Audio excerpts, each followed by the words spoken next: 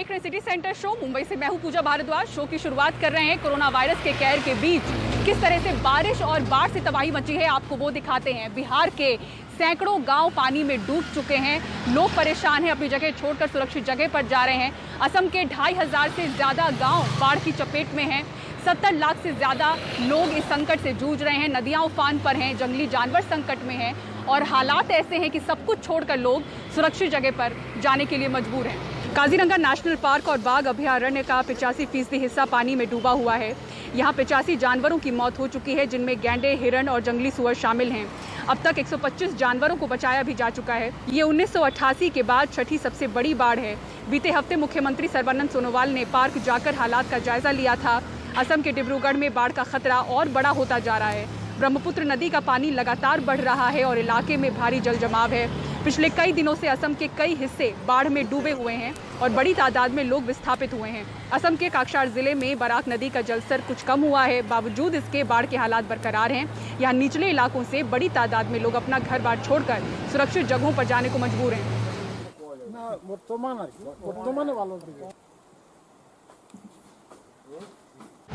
वहीं उत्तराखंड में भी कई इलाकों में भारी बारिश, लैंडस्लाइड और बादल फटने की खबरें आ रही हैं। उत्तराखंड में चमोली के बद्रीनाथ नेशनल हाईवे पर लैंडस्लाइड के चलते कई लोग फंस गए हैं। फंसे लोगों को निकालने का काम किया जा रहा है। इस बचाव अभियान में एनडीआरएफ और एसडीआरएफ की टीमें लगी हुई हैं।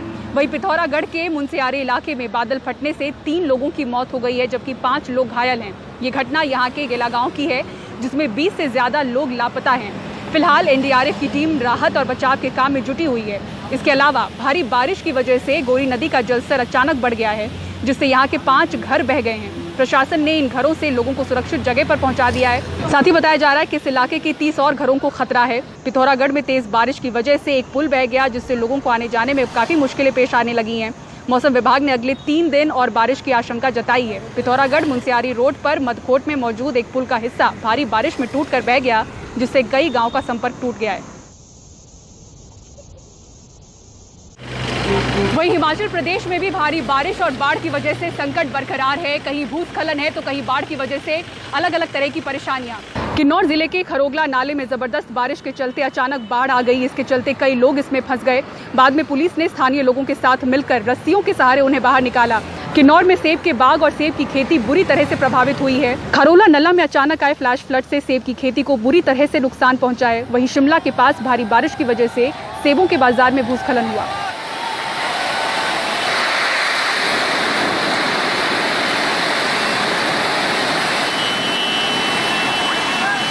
और बारिश की वजह से सब्जियों के दाम बढ़ गए हैं। टमाटर के दाम आसमान छू रहे हैं। दिल्ली के कई इलाकों में 90 रुपए किलो ये टमाटर बिक रहे हैं। रविश रंजन की ये रिपोर्ट देखिए।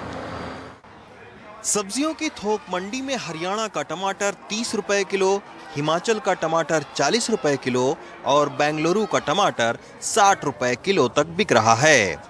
यही टमाटर जब दिल्ली एनसीआर में हमारे और आपके दरवाजे पर पहुंचता है तो 70 से 90 रुपए किलो बिकता है। फिलहाल महीने भर तक टमाटर का भाव कम होने के आसार नहीं हैं। ये 10 रुपए किलो, 5 रुपए किलो बिका अगले महीने।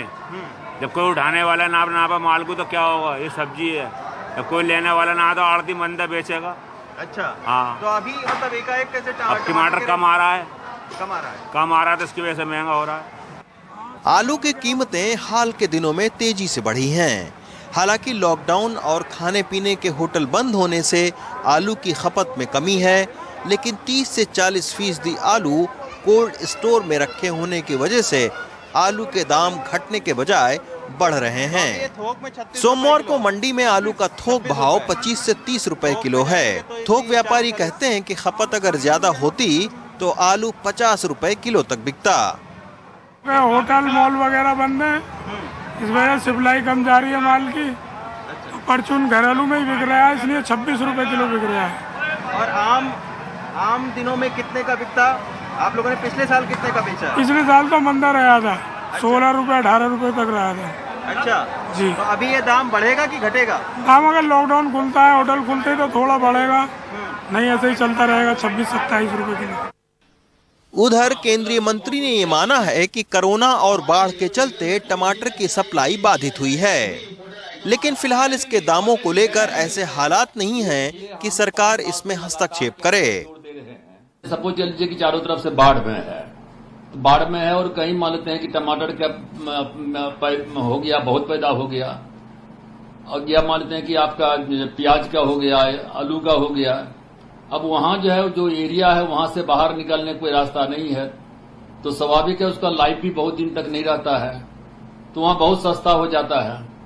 और उसके बाद क्या कहते हैं कि वही चीज है दिल्ली में आते आते जो है वहां 5 रुपये का, यहाँ 50 रुपया में हो जाता है।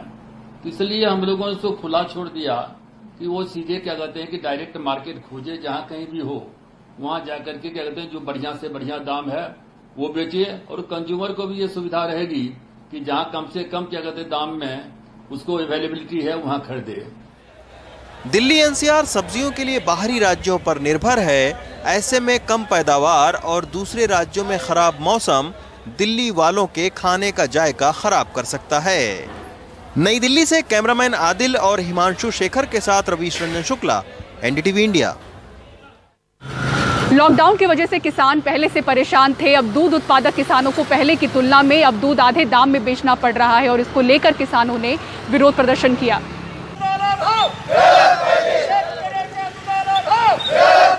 अहमदनगर और सांगली में कुछ इस तरह से दूध बहाकर किसानों ने दूध के सही दाम नहीं मिलने के विरोध में प्रदर्शन किया। इस तरह की तस्वीरें राज्य में पिछली फडणवीस सरकार के समय भी देखने मिली थी।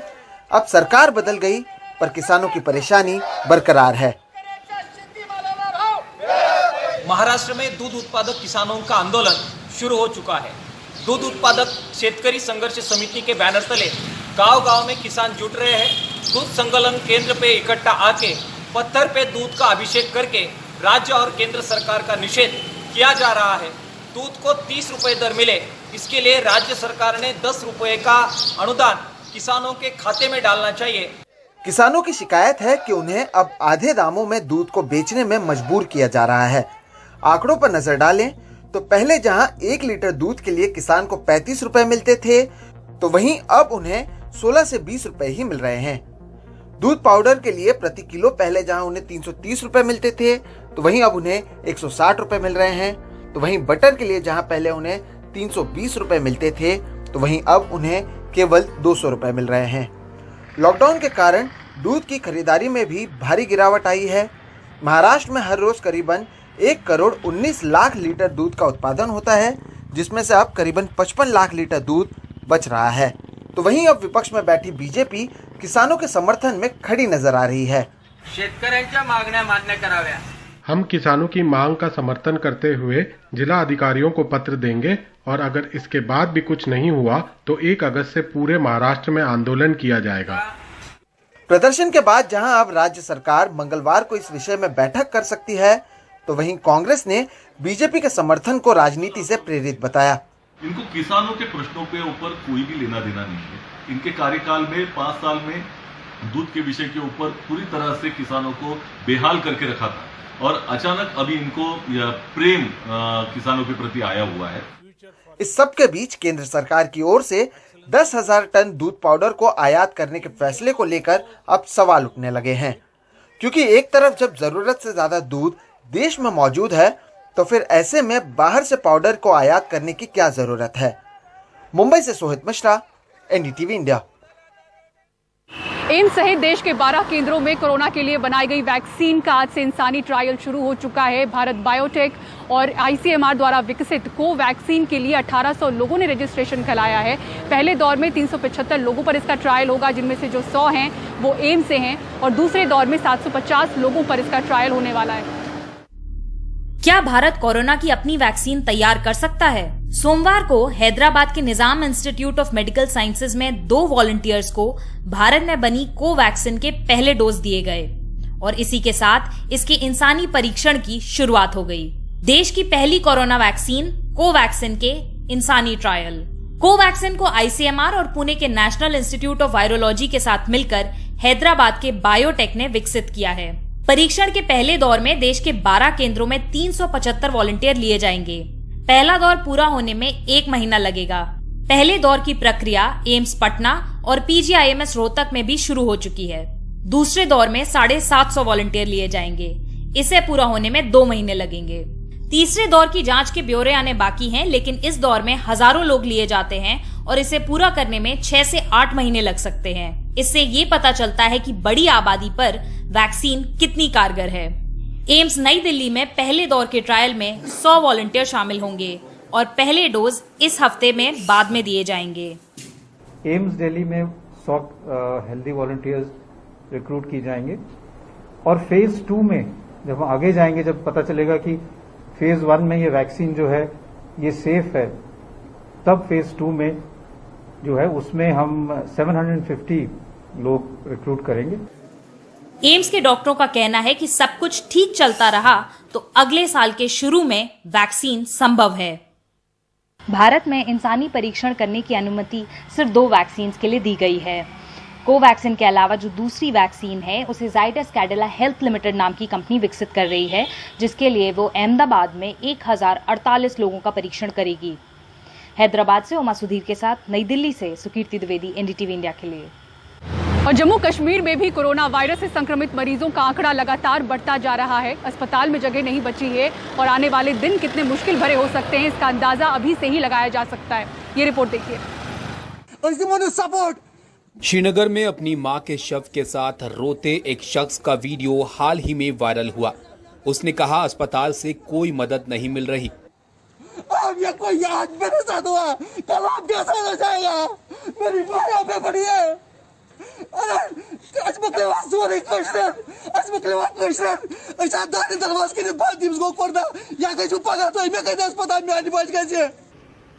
श्रीनगर जिला प्रशासन ने भी घाटी में कोरोना के बढ़ते मामले देखकर खतरे की घंटी बजा दी है। इस वीडियो संदेश के जरिए प्रशासन ने लोगों को चेतावनी दी है कि अस्पतालों में अब जगह नहीं बची है। रविवार को जम्मू कश्मीर में 700 से ज्यादा केस आए। अकेले श्रीनगर में 300 के करीब केस हैं। Hospitals are now running short of beds now. Exactly, huge number of cases which are being detected each day. We are not finding an appropriate place in our hospitals to accommodate all of them. राज्य में अब तक 14,000 से ज्यादा corona case आ चुके हैं। 250 लोगों की मौत हो चुकी है। डॉक्टर मानते हैं कि हालात चिंताजनक हैं। From the last around 2 weeks, we are seeing there's a sudden rise in the number of cases, especially the number of patients who are symptomatic. It's a huge number which is coming up. This is off season for pneumonia actually in Kashmir. We never used to see so much of respiratory cases in our hospitals at this time of the season. Right now we are seeing all the patients who are admitted in our hospitals are symptomatic, and most of them are on high flow oxygen and few of them are also on ventilators. Srinagar से नजीर मसूदी की report, NDTV India के लिए। मुंबई शहर में हर 100 में से 70 मरीज ठीक होकर घर लौट रहे हैं, लेकिन पड़ोसी ठाणे में यही आंकड़ा 46 है, यानी कि यहां पर रिकवरी रेट 46% है। और इसे ठीक करने के लिए एक अजीबोगरीब फरमान जारी हुआ है। निजी अस्पतालों को कहा गया है कि कम से कम हर रोज 20% मरीज को डिस्चार्ज करना जरूरी है, नहीं तो अस्पतालों पर कार्रवाई होगी। मुंबई में रिकवरी रेट है 70%, यानी कि 100 बीमारों में 70 लोग ठीक होकर अस्पताल से डिस्चार्ज हो रहे हैं। अब 46% रिकवरी रेट वाले ठाणे को रिकवरी रेट में मुंबई की बराबरी करनी है, लेकिन किस तरह? यहां अस्पतालों को म्युनिसिपल ऑफिसर ने संदेश भेजा है कि वो हर रोज करीब 20% मरीजों को डिस्चार्ज करें। महाराष्ट्र मेडिकल एसोसिएशन से लेकर एसोसिएशन ऑफ मेडिकल कंसल्टेंट सवाल खड़े कर रहे हैं। काफ़ी ऐसे पेशेंट हैं जिनको 15 दिन, 20 दिन, 45 दिन भी अस्पताल में रहना पड़ता है, या कभी कभी उससे भी ज़्यादा उनको रहना पड़ता है। ऐसे पेशेंट्स को अगर डिस्चार्ज किया जाए बेवजह सिर्फ इस सरकारी हुक्म की वजह से, तो ये पेशेंट्स उनके जान का खतरा हो सकता है। अगर ऐसे बारे में अगर ये रूल की वजह से डॉक्टर्स ने अगर ये पेशेंट को डिस्चार्ज किया और पेशेंट को कुछ हो गया, तो क्या गवर्नमेंट उसकी रिस्पॉन्सिबिलिटी लेगी? इसमें कोई भी नोटिफिकेशन अभी तक गवर्नमेंट की तरफ से आई नहीं है, लेकिन हेल्थ ऑफिसर इस तरह के क्यों वक्तव्य बनाए थे? हेल्थ ऑफिसर अपनी इच्छा से नहीं करते ये सब, उन पर कुछ तो प्रेशर आया ही होगा। ये प्रेशर कौन डाल रहा है? हेल्थ ऑफिसर के ऊपर, गवर्नमेंट के ऑफिशियल्स के ऊपर क्यों डाला जा रहा है कि हमें अचानक रेट्स, कितने डिस्चार्ज हुए, कितने एडमिट हुए, कितने बीमार पड़े, इस पे हमें इतना गौर करना क्यों ज़रूरी पड़ रहा है? क्या हम लोग एक्सेप्ट नहीं कर सकते हैं कि कितने पेशेंट आ रहे हैं? कि कितने एडमिट हो रहे हैं, कितने डिस्चार्ज हो रहे हैं। जो हकीकत है वो है। अगर हम ज़बरदस्ती किसी पेशेंट को डिस्चार्ज करेंगे और जो पेशेंट बीमार है सिर्फ स्टैटिस्टिक्स के लिए अगर हमने उनको डिस्चार्ज कर दिया और वो अगर घर पे जाके बिगड़ गए तो जिम्मेदारी किसकी है? इधर महाराष्ट्र मेडिकल काउंसिल का कहना है कि अथॉरिटी ये फरमान वापस ले, नहीं तो मरीजों की खुद लिखित जिम्मेदारी ले। Authorities are going to force us to discharge these patients, then अगर अथॉरिटी हम पर दबाव डाल रही है कि मरीजों को डिस्चार्ज करें तो उन्हें ये लिखित तौर पर भी देना चाहिए कि अगर इन मरीजों को कुछ होता है तो इनका डॉक्टर जिम्मेवार नहीं होगा। मैं गुजारिश करता हूं अथॉरिटी से कि ये फरमान वापस लें। responsible for that problem.